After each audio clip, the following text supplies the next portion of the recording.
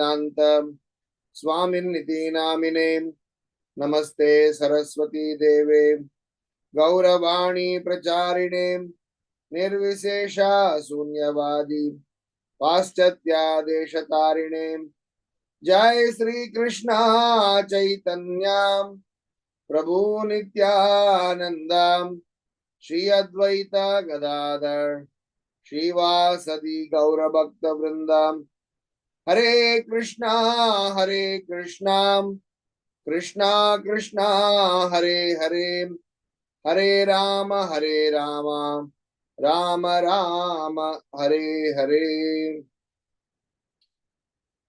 So we are continuing our discussion on this topic of uncovering the signs of punishments. We will read from Srila Prabhupada's purport. So, as a Prabhupada Uvacha, this is from Bhagavad Gita, chapter 4, text number 17. Karmano hi apabodhavyam bodhavyam cha vikarmanaha akarmanascha bodhavyam gahana karmano gati. Can you all see my screen? Yes, Prabhu. Okay. But now we are seeing, now. Yeah. Yes. So, translation, the intricacies of action are very hard to understand. Therefore, one should know properly what action is, what forbidden action is, and what inaction is. Purport. If one is serious about liberation from material bondage, one has to understand the distinctions between action, inaction, and unauthorized actions. One has to apply oneself to such an analysis of action, reaction, and perverted actions because it is a very difficult subject matter. To understand Krishna consciousness and action according to its modes, one has to learn one's relationship with the Supreme. That is, one who has learned perfectly knows that every living entity is an eternal servitor of the Lord, and that consequently one has to act in Krishna consciousness. The entire Bhagavad Gita is directed toward this conclusion. Any other conclusions against this consciousness and its attendant actions are vikarmas or prohibited actions. To understand all this, one has to associate with authorities in Krishna consciousness and learn the secret from them. This is as good as learning from the Lord directly. Otherwise, even the most intelligent persons will be bewildered. So, we have been discussing about we have been discussing about the background underlying study on this science, where we discussed several basic concepts in terms of trying to build up our case on how we are definitely required to purify ourselves, and unless and otherwise we purify ourselves, the design of this universe is such that we are punished. If we are not, as Prabhupada writes in this purport, if we are not developing our relationship with Krishna, if we are not trying to understand that we have an eternal relationship with Krishna, and that understanding we can get from associating with intelligent persons, associating with authorities, as Prabhupada writes here, So we will have to, go through some sort of purification. So technically, we have been discussing about several subjects on this, context, where we started off with saying how this is just not punishment, it is about purification. We also spoke about reasons for suffering. We also spoke मेरे about सब miss हो जाते हैं ना timing. we also spoke about how Krishna consciousness is joyfully performed, different types of. So we spoke several basics. So if I can put them into a context now, because it is important for us to understand the context that we are in. We had underlying reason, 5 reasons for suffering.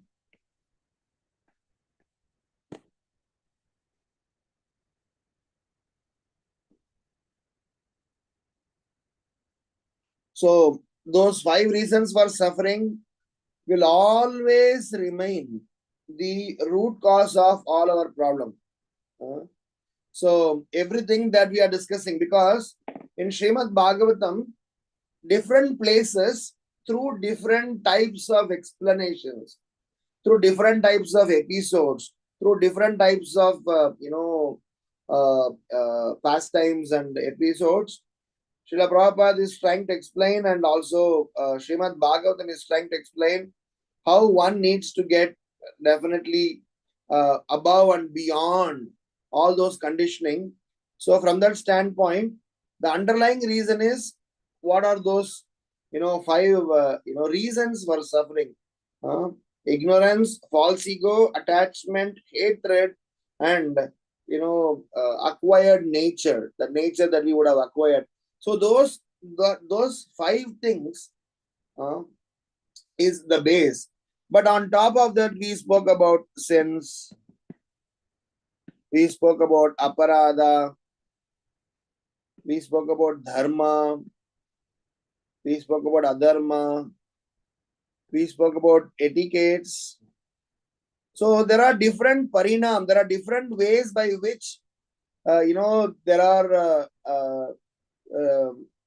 someone who goes through this channel, they commit sin, someone do aparadh, some does dharmic activities, but in that also they have some conditioning. There are adharma. Then we spoke about etiquette, code of conduct. That was the last conversation. So the point is that these are all ground building. For some reason or the other, somebody is doing some mistakes, and because of which one suffered. But ultimately, what Srila Prabhupada is trying to say in this purport, Srila Prabhupada is trying to say that to understand Krishna consciousness and action according to its mode, one has to learn one's relationship with Supreme. So long as we are going to have these aspects, so long as we are going to have these things where I am committing sin, I am committing aparadha, I am not following the code of conduct, I am being adharmic. There are different cuisine of the same ingredient. Underlying ingredient is same. So now, based on this foundation, we are going to see 9 different classifications of punishments. Of course, the punishments, we are going to see 9 classifications in 3 segments. So we are going to discuss that as a first, and then the rest of the series is going to be elaborating on each of them and going over them. So technically, what we are getting into is, up till this point in time, till verse number 4, so till session 4, we have been building our base to see that what is all that is causing someone to make a mistake. Someone who is committing certain action has got some underlying reason, either because of his conditioning, because of his ignorance. So all those things we have covered, and we have done a decent analysis about them. We also saw last week about the chart on the modes of material nature, how the modes of material nature, functions, mode of goodness, their associated action, their associated, things that we spoke. And we also spoke about the flow chart on aparadha. So a good foundation has been built. Now we have to classify the, the aspects of how different types of punishments are, created. So for this, I would refer Srimad Bhagavatam 2.8.22, where Srila Prabhupada is giving a very nice purport. So in 2.8.22, Srila Prabhupada is actually helping us to build our, understanding on how this whole thing about action, inaction, the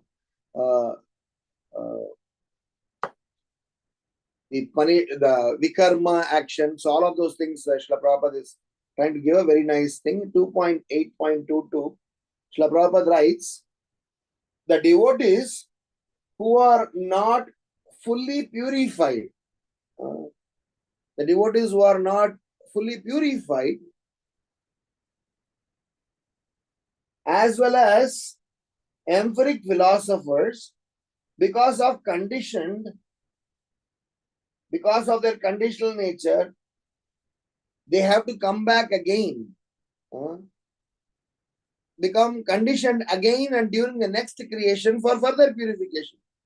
Such conditioned souls become liberated for the progress of Krishna consciousness. So I want to say that living entities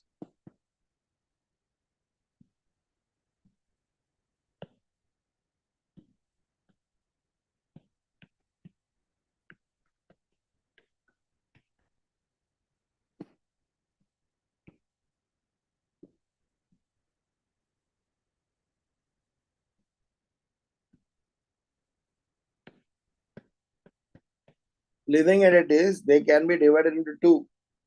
One is called eternally liberated. Second is called eternally conditioned. This is Nitya Siddha. It is Nitya Baddha. And this Nitya Baddhas, Nitya Siddhas, we will come in the classification itself. We are also going to include them because it's an interesting, arrangement there. So these eternally conditioned souls, they are further divided into two. One is faithful. Another is called infidels. So Srila Prabhupada writes in this, purport 2.8.22, where he says, the progress if devotee of the Lord must inquire from the bona fide spiritual master how living entities merged into the body of the Lord again, come back at the time of creation. So there are two kinds of living entities. There are ever liberated, Nitya Siddhas, unconditioned living beings, as well as ever conditioned living beings. So Nitya Siddhas and Nitya Baddhas. Of the ever conditioned living beings, there are two divisions, which is what we are speaking about. The faithfuls and the infidels. And Srila Prabhupada says the faithful are further divided into two. What are they? Devotees and mental speculators.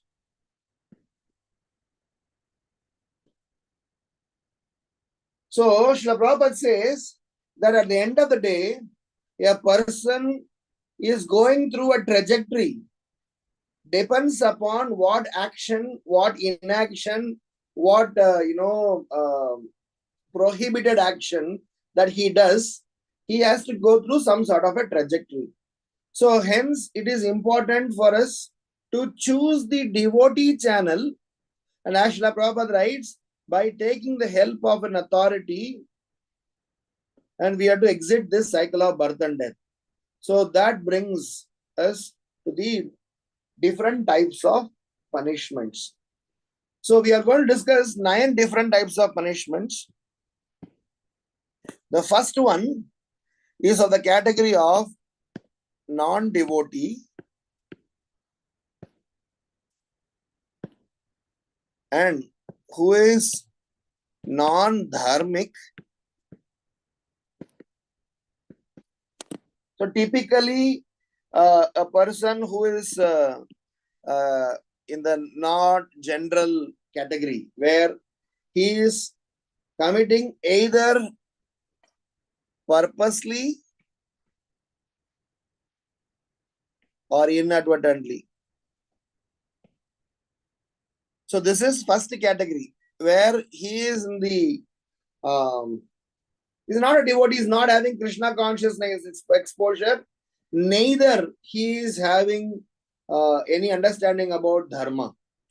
So because of his not understanding Krishna consciousness, obviously he will not be, having a right set of actions and understanding. So we will see examples of each of them, but first let us list the categories. The second is those who are not devotees,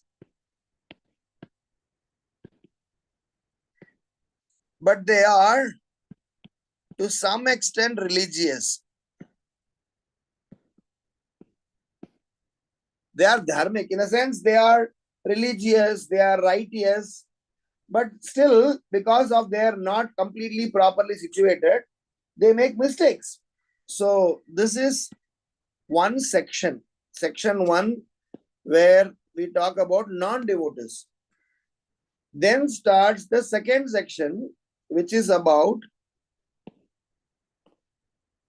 sadhaka, somebody who has entered the zone of, from non-devotee zone to a sadhaka zone. So I would say sadhakas, or you can even classify to some extent demigods. I am not demeaning demigods as sadhakas, but I am saying where here demigods as an administrative authorities of the Supreme Lord. It is not about a demigod being classified as sadhaka, but the idea is that here sadhaka are a practicing devotee.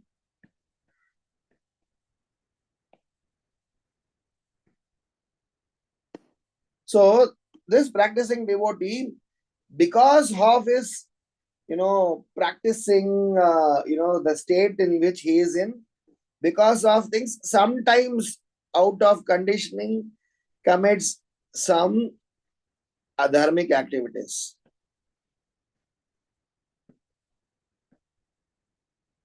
So he commits sins or breaks principles, because of which he has to be purified. So this is the third type. The fourth type is same, where sadhaka, a demigod,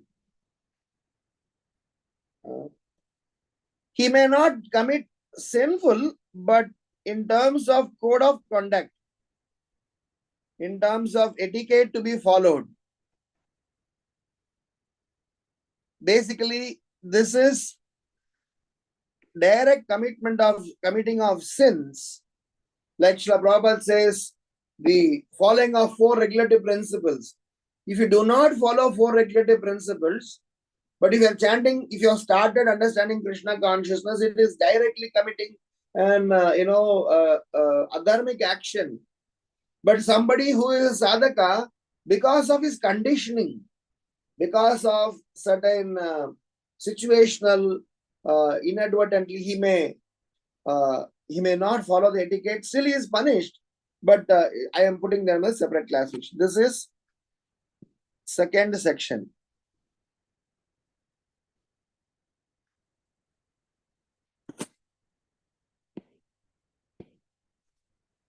A third section is where this is about a self-realized soul, a pure devotee,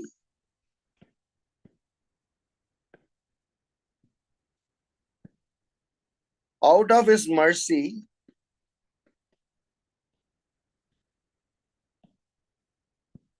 correct a sinful soul. So technically, the soul has not done any endeavor. It is because of the pure devotee's kindness. Somebody is punished. Or somebody is purified, let me say that. So the idea is that a pure devotee, out of his costless mercy, like Narada Muni punishing Nalakuara and Manikriva. The net result is purification. But what did Nalakuara and Manikriva do to attract? Just because they were sons of Kubera, that's all. So this is like how Rupa Goswami says, Kripa Siddha. Somebody just by getting Kripa, mercy. So here, this is also a set of punishment. They were punished. Nalakuara and Manikriva, they were punished. We will discuss few examples and some associated details when we discuss that. The sixth is, it's a very clear-cut category where a practicing devotee is committing an aparadha.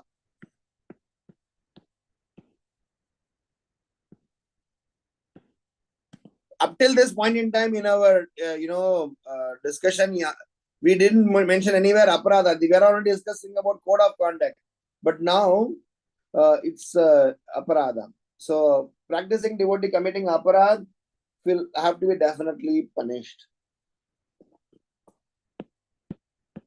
Then 7 is, from practicing devotee, you are becoming a stable devotee, which means this can be classified under anartha nivritti. Anartha nivritti, or that stage of purification, because I am practicing my sins, my aparad, my propensities. So I am going through a lot of purification. But here at the 7th category, where I have come, the practicing devotee has come to the level of being a stable nishtha, or even to the level of being coming to the stage of bhava. So for him to remove residual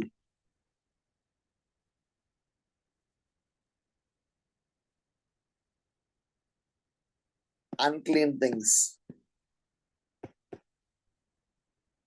like for example Jada Bharata and similar examples here. So technically here they are also punished. What did Jada Bharata do? Because he has to be purified. There are plenty of lessons associated there.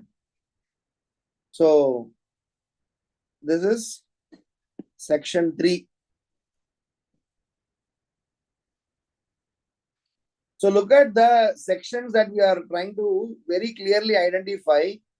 The section 1 is about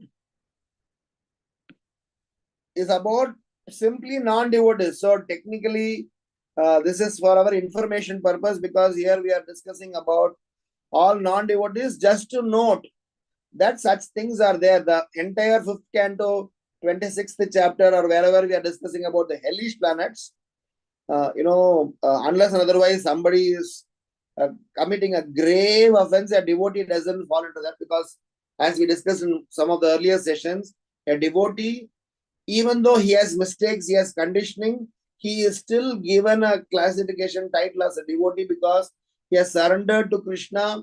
He has got acceptance to the authority of the Supreme Lord. So section 1 is purely non-devotee category. Section 2 is sadhakas, but completely under the purview of conditioning. So you can put them here because of conditioning, because of association, because of some limited ignorance. And then a third category is about this is a category where pure devotion's journey is kicked in, where I am getting Vaishnava's mercy, because of which I am punished. Because here I am committing an aparadha and I am punished, and In this category, I have to go through some sort of a purification, and then I am discussing about removal of residual. There is a last category, the fourth category, which is about a very wonderful stage. This stage of the last category has nothing to do with punishments in terms of deterrence. These are all punishment in terms of enjoyment as well as love as well as leela. So it is about Nitya Siddhas, pure devotees, for the sake of Lord to enjoy. So they are punished. Jaya Vijaya. So the Lord punished them so that he can perform some leela. Technically speaking, Jaya Vijaya, what they did their service correctly. Of course, Sanat Kumaras punished them. So the idea is that Nitya Siddhas, they are purely serving the Lord with no other motives. The Lord of interactions between pure devotees and Supreme Lord, you will see where the Supreme Lord put them through some sort of challenge, some sort of punishments or some sort of but this is purely under the category of Leela and has nothing to do with conditioning. And the interesting thing is, one top notch of this is Lord is punished by pure devotees. Damodar Leela, or the different pastimes. So this category is pure love. Pure love and Leela.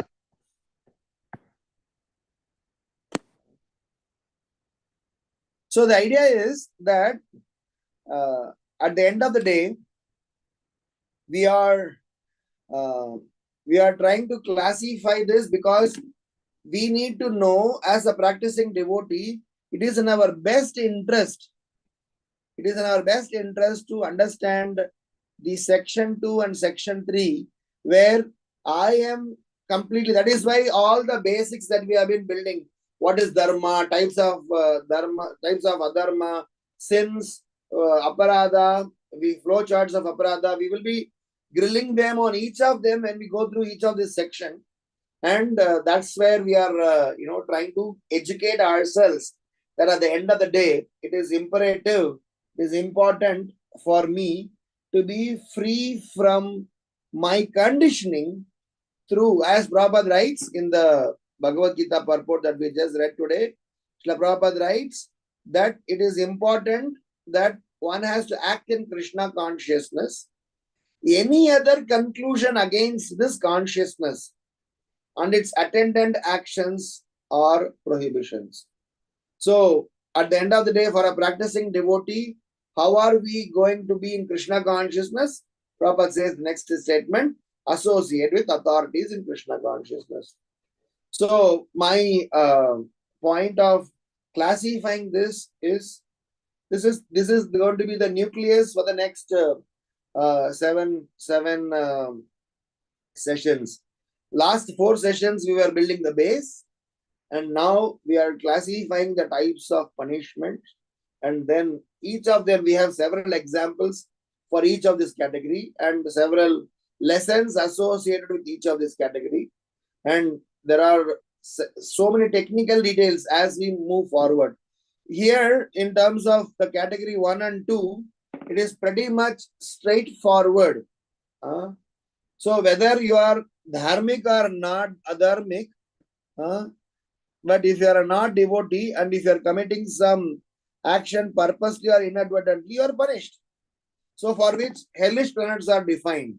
Several hellish planets, and depends upon different severity. We discussed that in the last class. Depends upon mode of ignorance. You are aware, not aware, partially aware. So there are 3 types of severity that Sukadeva Goswami explained to Parikshit Maharaj. So he was trying to say that how a person who is, based on their person's consciousness, his punishment's gradation is changed. So that two categories are definitely meant for us to know, and we should never ever get into that zone at all, because that is meant for those who are absolutely ignorant of Krishna consciousness. But still, we are going to discuss them, touch base upon them, those 26 different hellish planets that we will put up the chart and say that what type of mistakes, what type of hellish planets are given. But then our interest starts from 3, 4. Of course, we need to know 3, 4 is because we are just sadhakas, we are going through some sort of a purification, and even demigods sometimes make certain mistakes, and because of which they are putting themselves in trouble. And uh, now we can argue some of these sections have got interlacing. Or sometimes demigods committing such a mistake could as well be Leela. So we can talk about that, but I am trying to drive home a clear-cut propensity mentality associated with them, because from each of these categories, we are going to learn some lessons. Each of these categories, we are going to analyze certain propensities, and that way we are trying to help ourselves to be purified of the conditioning and eventually be settled in Krishna consciousness and eventually make it to the Supreme Lord, back home, back to Godhead. So these particular types of classifications, these types of um, uh, dividing our mistakes or dividing the conditioning is purely meant to understand who are we, what are we, and how are we behaving in our materialistic life and as well as our spiritual life. Because as a practicing devotee, we have a responsibility. So it is important as a practicing devotee, if we are not taking charge of our actions, if we are not taking charge of our behavior, then naturally the Lord has to take some corrective course of things. So these are all with respect to types of punishment. Now I just want to discuss about one important aspect associated with this type of punishment, a quadrant. So when we are talking about when we are talking about punishment versus purification, which is what we initially said, one of the fundamental things that comes to us is certain things to be avoided. If you do not avoid certain things, you are going to be exposed to certain things, because of it some outcomes are going to come. So the way by which these classifications are built is, a person, the 4 sections that I have mentioned, they avoid some things, and how they avoid, build 4 quadrant. This 4 quadrant, we'll have to at least swing in some specific quadrant, so that our journey in Krishna consciousness is definitely stable and moving forward. Those who are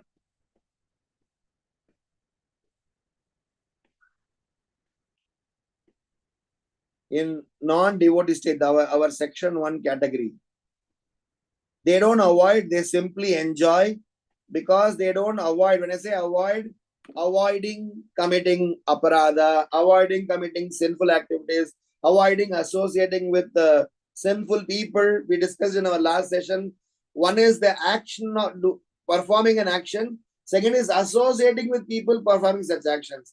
So this type of category 1 people, they don't avoid anything, they just simply indulge. Without any restriction, they indulge, and because of which they suffer. So for us to eventually move forward in our devotional journey, at least we should know to carefully avoid.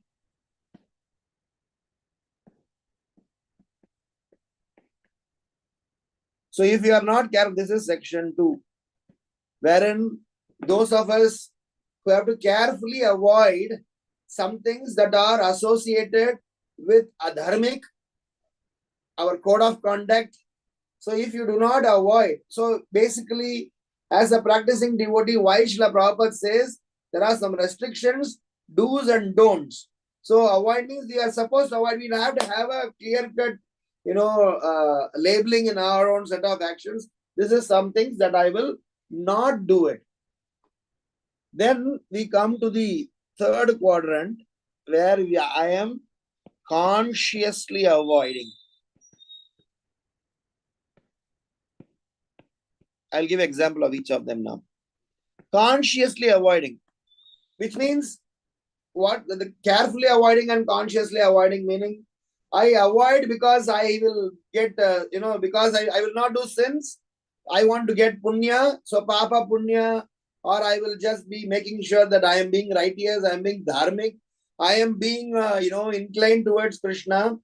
But when I do consciously avoiding, I am also trying to do actions in such a manner that which is otherwise approved or people do it in the world, still they are burdened in my Krishna consciousness, I will avoid them.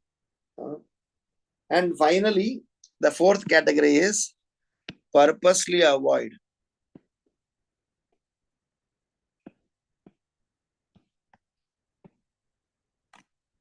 So let us talk about each one of them because they are going to be, needing for our future sessions. First one, because of our being attached, because of me trying to glue to my body, my resources, my acquired things. So I am so much attached to it. I do not want to give up anything. I will not give up anything. I will not avoid. I will be simply, stuck to what I have. And I, in fact, be proud about it. And I dwell on them. Because I dwell on them, Prakriti Kriyamanani Gunai Karmani Sarvasa Ahankara. So I will have lot of Ahankara here because I see I am the doer, I am the enjoyer, I am the benefactor, and I simply want to have all of them. And from that perspective, I have a propensity to enjoy, and that propensity to enjoy is not go very well in our spiritual ecosystem, and it's also not going to go very well with respect to our universal ecosystem. So I will be punished for the mentality of not trying to give up some things. So this is simply with respect to my attachment towards my body, attachment towards my resources, money, name, fame, power, position, thinking that I am the doer. So this is that is why I said this is our category 1, section 1 type of people. But this second category, because I have come to the zone of spirituality, because I have come to the zone of Krishna consciousness, because I have started understanding how a civilized person should behave, I started to get, because of my experience, because yaha maya japatiya dare, because in this place maya is whacking for the person and Kali is going to, person. So somewhere an intelligent person starts to think, oh, I have done something wrong. So probably he starts to take up Krishna consciousness. So he's starting to carefully avoid certain things. So here in this zone, because I am being punished, because I am being going to go through some things, I carefully try to avoid. Oh, I will not do certain types of action. I will not do certain types of association. I will not eat certain types of food. I will try to behave in a particular manner. I carefully avoid them and structure my life, and that is why these punishments, this category 2 types of punishments, or making someone to carefully avoid something. So at the end of the day, unless and otherwise I'm careful about certain decisions and actions of mine, I will be, going through further pain. Then from there, the journey goes further up. Now I am associating with devotees, trying to know the difference between actions and inactions and prohibited actions. And, Krishna consciousness is giving me a lot of charm, lot of happiness. So what I'm saying is that now I'm consciously avoiding. Here, up till this point in time, these types of people are only talking about sins and bad things. Here in this stage, even what is considered as good but are going to be burden for Krishna consciousness, they are also starting to be given up based on the associated punishments. Because we are punished, because we are purified, we starting to think, we are starting to realize, we are starting to surrender. So slowly, that deterrence, that punishment, that association, that purification makes us think that I am supposed to consciously avoid, that I am not supposed to do certain things, I am not supposed to subscribe to certain things, I will avoid. Maybe atyahara, overeating, over collecting, over endeavoring. Maybe what I have been thinking as my life's goal, I will try to kind of, starting to rethink. So I consciously avoid. We get into a minimalism zone when it comes to our personal life.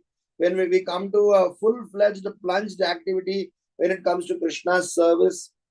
So this is the very interesting stage where from a worldly view, from a normal worldly views perspective, this particular stage will be seen as some sort of a stupidity, because hey, this is the age to earn money, this is the age to make love and happiness, this is the age to enjoy.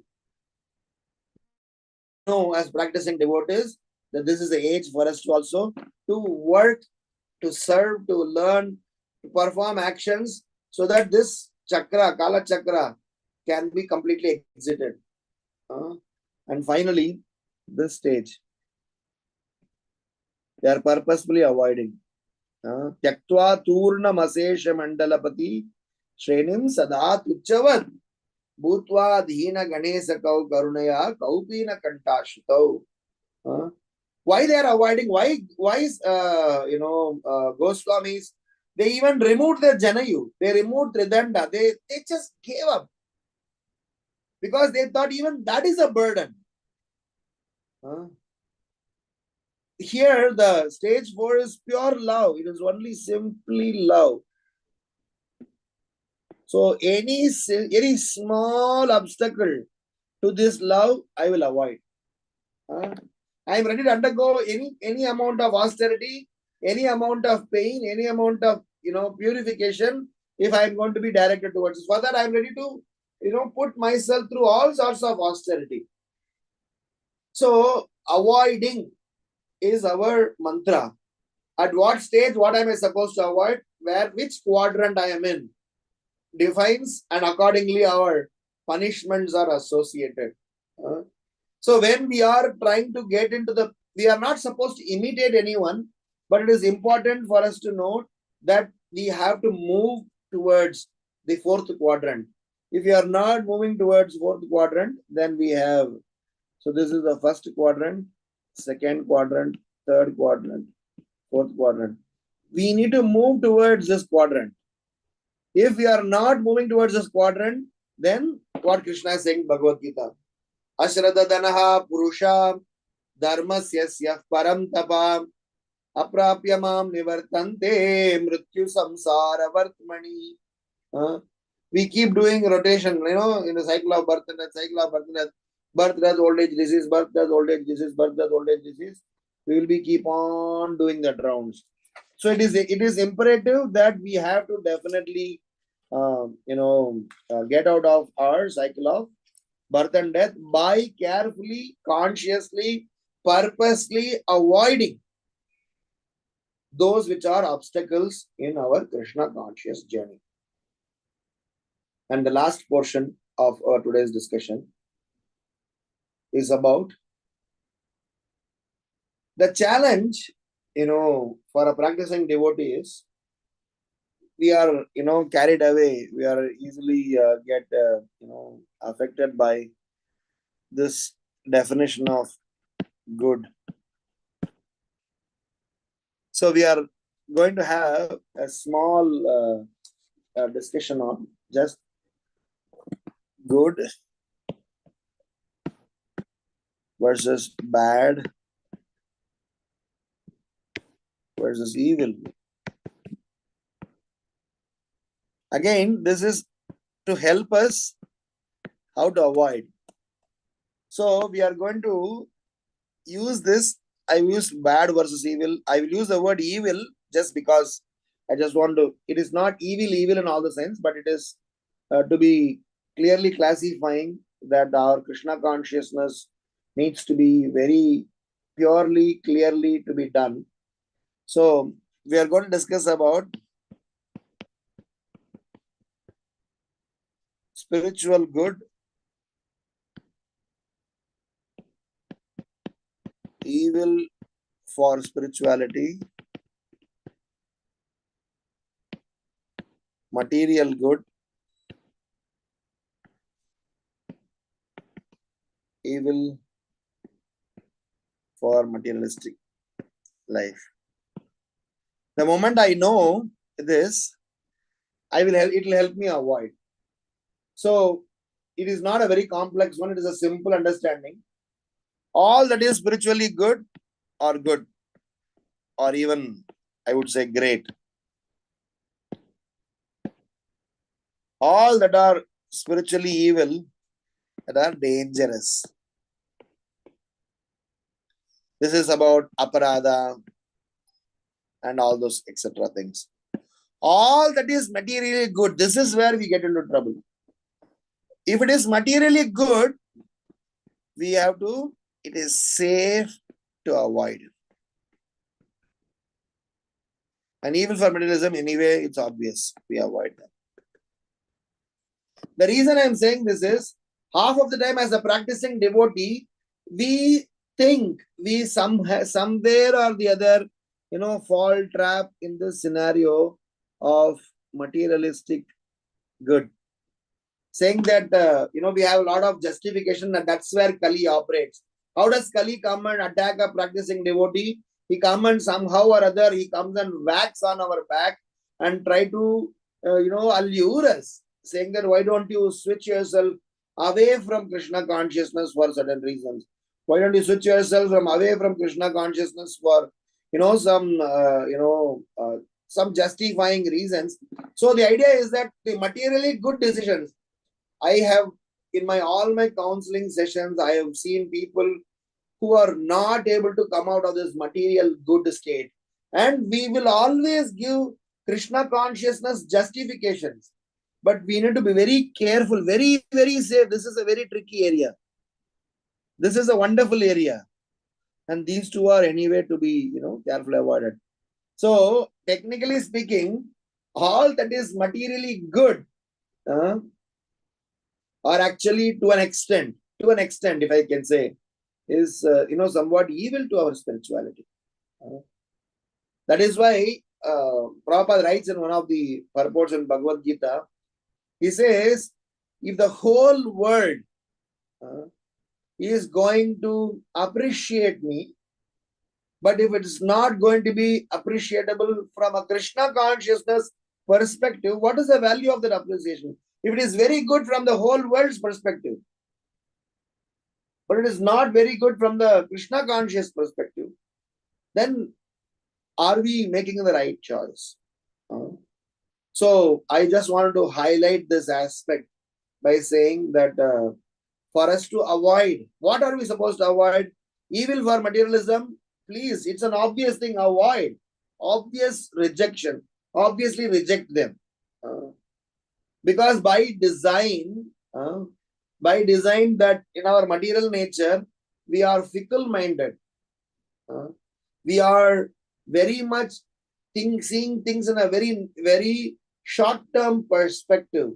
We think very much self-centered nature. Sometimes we may even be very, possessive about things. So those are all things which will definitely be not helping to our cause.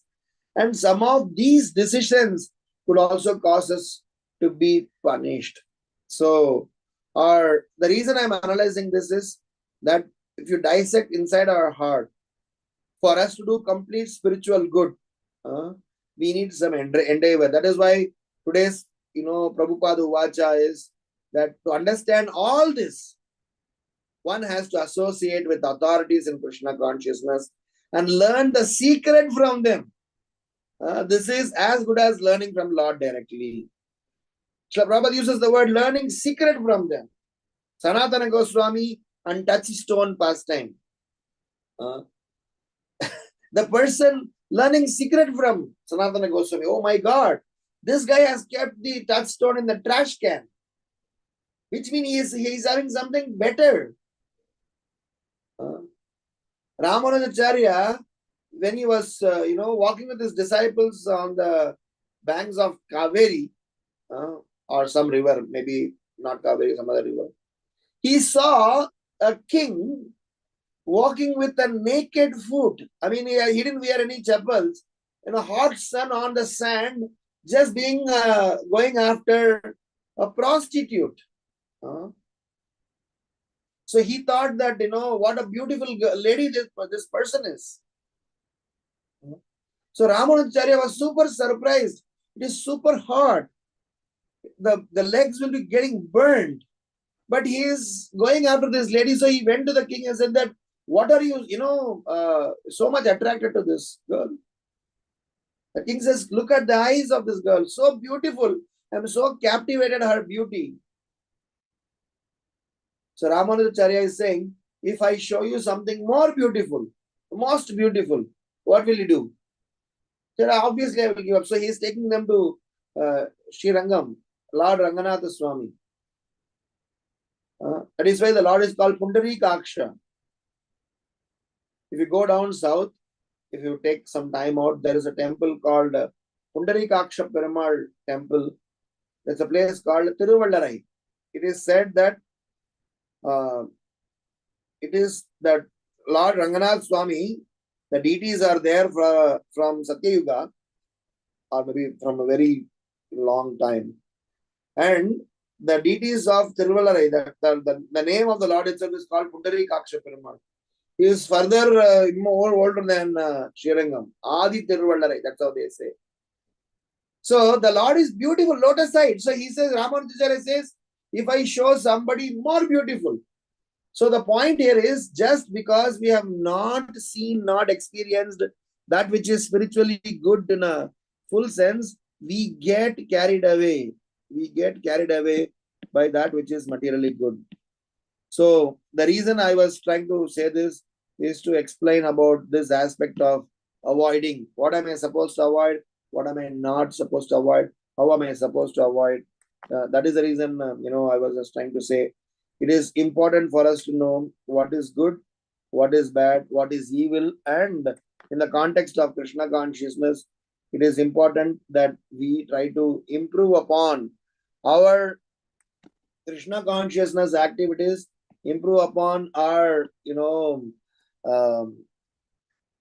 our consciousness in such a manner that we are somehow or other able to make a necessary progress in Krishna consciousness. So I would like to consolidate our learning today. So we had already done last 4 sessions. We had done enough, definitions and basics, or those ingredients by which our discussions on the further punishments can be done. So we discussed about the 5 basic reasons for our suffering: ignorance, false ego, attachment, hatred, acquired nature. So we discussed that how they are happens to be So at any point in time, you bring any of them, these are the 5 underlying things, the 5 kleshas. And there can be some more additional details that acharyas have explained, but this can be a very good basis. And then we discussed about sins, we discussed about aparadha, we discussed about dharma, we discussed about adharma, we discussed about etiquettes, we discussed about modes of material nature. So these are all different ingredients, different things we spoke about, because based on all these things, we have come up with different classifications of the punishments. So we refer to Srimad Bhagavatam 2.8.22. where Srila Prabhupada says, generally living entities are divided into eternally liberated Nitya Siddhas, eternally conditioned Nitya Baddhas, and eternally conditioned Nitya Baddhas are further divided into faithful and infidels. Those who are faithful can be further divided into devotees and mental speculators. Infidels are anyway infidels who are punished. So we are in our entire classification of punishments, all of these categories are taken. We have taken Nitya Baddhas, we have taken faithful, we have taken infidels, we have taken Nitya Siddhas. Everybody is going through this flow chart. But to everyone, we are not attached, even though the word punished as an English word used, the underlying reasoning is totally different. So underlying reasoning is either because of purification, either because of mercy, either because of Leela, either it's because of absolute deterrent to what they have done. So then we spoke about the different types of punishment. So we spoke about 9 different punishment in 4 different categories. Category 1 is about non-devotee category, where he or she is not having any understanding about Krishna consciousness, devotional life, and they are whether dharmic or adharmic, because of their purposely committed mistake or inadvertently committed mistake, they are punished. I'm using the word dharmic here not to say that dharma is also going to give punishment, but I'm saying this is a rascal demon category. Here they may not be demon because of them being non-devotees, so they may have some conditioning and they may commit some mistakes for which they are punished. So the second category is about sadhakas, practicing devotees, and even I'm putting demigods here, them committing sinful activities. Then sadhakas and demigods, because of inadvertent mistake, because of their not practicing, following proper etiquette, code of conduct. So this is more of a self evaluation that one has to go through, because he has already taken up Krishna consciousness, and hence he has to now start refining this. And then we spoke about the category of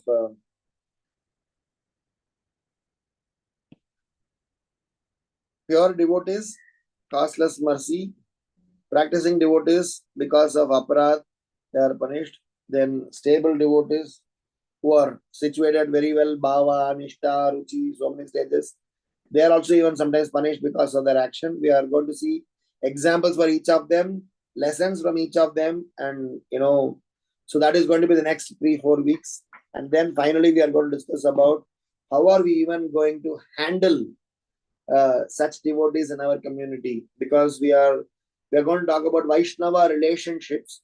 All these varieties of devotees are there as a part of our community. So how even we are supposed to be handling punishments, how are we going to get into this? In this, we have to understand that devotees are sometimes the stable devotees, they remove unclean things, and here if you can't, they sometimes some of them are even self-punishing them.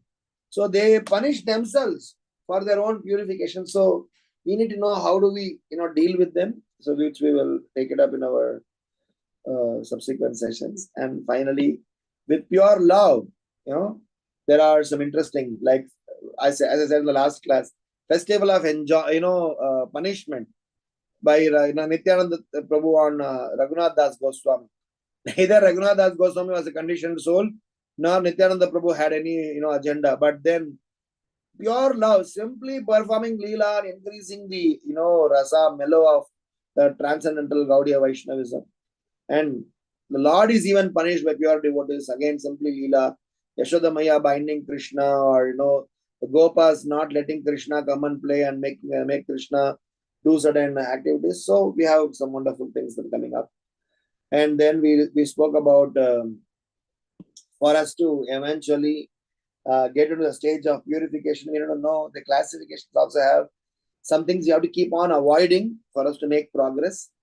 So somebody who's in the first non-devotee category, they don't avoid, they indulge in actions for their own self-pleasure. Then carefully avoid, consciously avoid, purposely avoid. And finally, we spoke about how that material good, spiritual good, and what is materially good may be spiritually evil. So we have to be very careful. So I will stop here and take up any questions or comments which are related to this topic, and be happy to respond. Hare Krishna, Grantaraj Srimad Bhagavatam ki jai, Srila Prabhupada ki jai, Nitai Gaura Premanande, Hare Hare. So any questions or comments? Hare Krishna Prabhuji. Thank you so much for another wonderful session. So just one quick question, Prabhu. You explained about the materially good, ritually good, and you mentioned Srila Prabhupada's point to do a check whether what is materially good. Could you give a practical example? And how do we in our life identify, as you said, that it's very critical and thin line. So how one can make sure that they are on the right path? Or any tip? Thank you. Day before yesterday, for me, day before yesterday, but I think Tuesday morning US time, in Chaitanya Bhagavat session, we were discussing an interesting point. So I was giving the example of when Krishna visited Hastinapur, so many people had invited Krishna to their home for having inviting Krishna to serve him, feed him, serve, things like that. So Krishna, please come to our house, please come to our house, please come to our house. And with very genuine interest, with very genuine heart, with very genuine, mood. And then Krishna was going through Vidura's house. At the time, Vidura said, Krishna, please come to your house. Aapke ghar pe aayega. So then Krishna went in. So we were discussing this point that sometimes there will be a very subtle, difference between I am in Krishna consciousness with my resources utilizing in Krishna's service. With everything belongs to Krishna's resources, I am just the caretaker for Krishna's pleasure. So what happens is that in our sadhaka journey, this materially good, the moment we attach our names somewhere, out of whatever reason, maybe it may be a novice, maybe because of impulsiveness, maybe it's by really that I only made it. So my drive home point here is that as a practicing devotee, at some point in time, we need to start to acknowledge the fact that whatever I have actually belongs to Krishna, and they are supposed to be utilized in Krishna's service. So when materially good, if they are seen as Krishna given, your promotion, your bank balance, your beauty, your knowledge, your fame, your position, if you think this is my work, and we are bound to, have the conclusion because of the nature of it. Because Indra gets into that trap. Indra thinks that I am Indra, man. So the whole Vritrasura's pastime's beginning point is Indra was just, enjoying his royal throne. He was seeing the dance, but because of that quote unquote propensity, arrogance, he did not respect his spiritual master. So what we are discussing is at some point in time, we need to kind of program ourselves. I used to always tell to my people over here that after 40, because we need to start thinking how I am going to withdraw my name attached to my things. Because I have to, it is supposed to be done from 5 onwards, but because of various reasons, we are not able to. So, but at least, for us to renounce, for us to, focus more on Krishna consciousness, we need to start to withdraw ourselves. Withdraw ourselves doesn't mean that throw away things and go everywhere. Ourselves is to change our mentality. The laptop, the computer, these things, everything, they actually belong to Krishna. You just imagine the car that you use. If you think it is actually Krishna's, and you have to use it for Krishna's service, is different from it is my car, I'm driving for Krishna's service. There's a big gulf of difference. So that is what I was trying to address here, is that at some point in time, materially good will be an obstacle for spiritual growth. So there's a book, management book, called Good to Great. So they have defined the biggest obstacle for doing great things in life is good things. So sometimes this material good is going to be our risk factor for our Krishna conscious journey. Did I respond, Prabhuji? Yes, Prabhuji, I got the point. Thank you, Prabhuji. Thank you so much. Thank you so much. So, devotees, if anybody has any questions, please feel free to raise your hand and we can take the questions one by one. Yeah, we have a question from, I don't know the name, but it's BV. So please go ahead. Hare Krishna Prabhuji, Dandas Pranam, Shri Prabhupada ki jai. Prabhuji, in that categories of all the non-devotees to pure devotee, the fourth one you said that pure devotee by mercy. So how come the pure devotee is coming in the position of fourth place, and after that other categories are coming? I little bit didn't understand there. Okay, what I meant was, it is not pure devotee being punished. It is pure devotee punishing a sinful soul, and that, is only a mercy coming. So it is that I am a conditioned soul. I gave at the time an example of Nalakvara and Manikriva, and example of, that to say Narada Muni punishing Nalakvara and Manikriva. What was Nalakvara and Manikriva's endeavor? Nothing. They were just simply enjoying. They were reckless. They didn't do any endeavor, but just costless mercy of Narada Muni. What did all of us do? Prabhupada had come and delivered. Jagai and Madai were delivered. What did Jagai and Madai do? Jagai and Madai did not do anything. But Nityananda Prabhu bestowed his mercy. So I was giving the category of a punishment, saying that Jagai and Madai were quote unquote given a punishment. In the sense purified, in the sense wonderful devotional service. But what they went through, so it is because of, not by their endeavor, it is because of the mercy of the Lord. So I mentioned in the category that it was not the pure devotee who are, being punished. I was mentioning how pure devotees, they come down, look at things. Like Lord Shiva chopping off Daksha's head.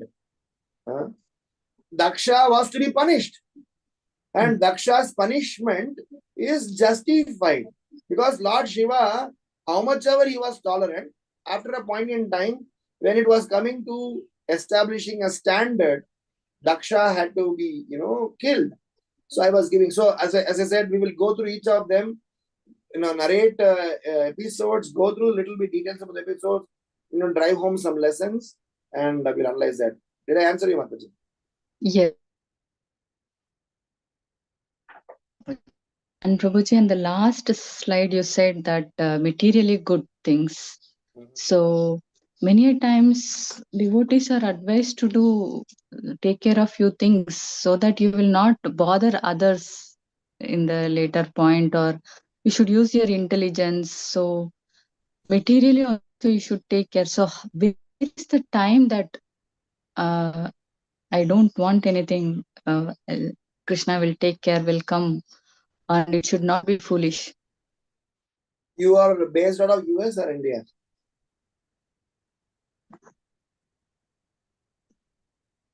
Mataji, you are based in India or USA?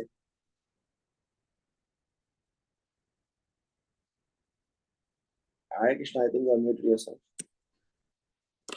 The reason I'm asking is that recently there is a interesting news. Yes, Prabhu. Yeah, I'm from in South India, basically from Tamil Nadu right now in Mangalore.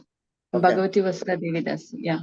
Okay, So- there is an actor by name Govinda in Bollywood. Do you know him? Have you heard about his name? No, bro. Okay, it doesn't matter. It's not so important. But what happened was, last week, he shot himself using his own revolver. He had a revolver for his safety, a licensed revolver, a gun, which he is allowed to carry wherever he goes. But what happened was, when he was rushing towards the airport, because of not handling them properly, he shot his own leg. So the point I'm trying to say is, you are supposed to use your intelligence. Please use intelligence that much by which you will not get harmed. So that is why, as a practicing devotee, please make money. Please be powerful. Please learn lessons or educate yourself. But all in the back of your mind, remember that you are doing this for the pleasure of the Lord. I'm going to give a very crude and not so exemplary example.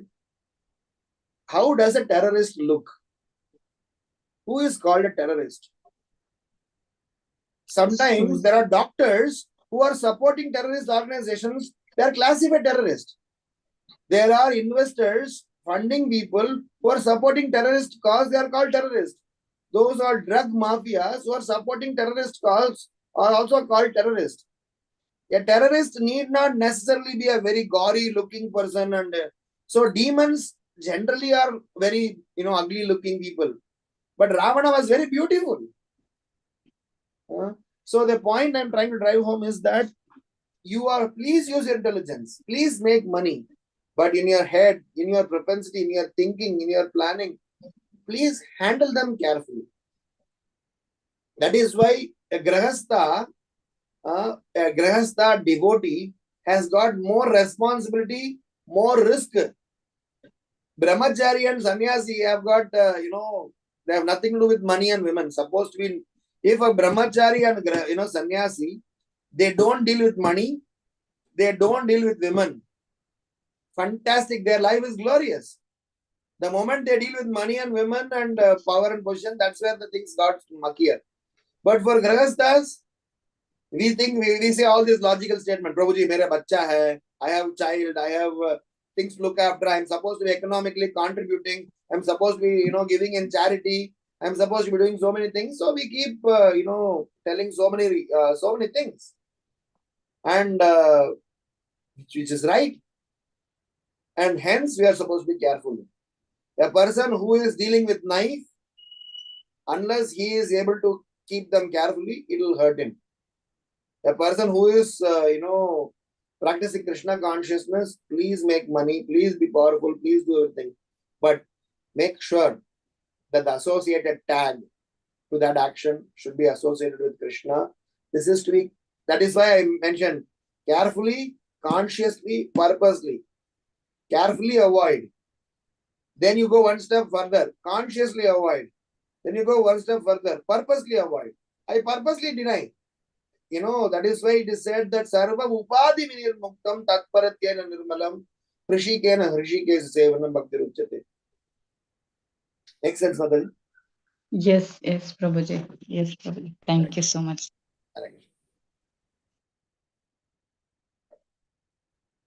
Any other questions or comments?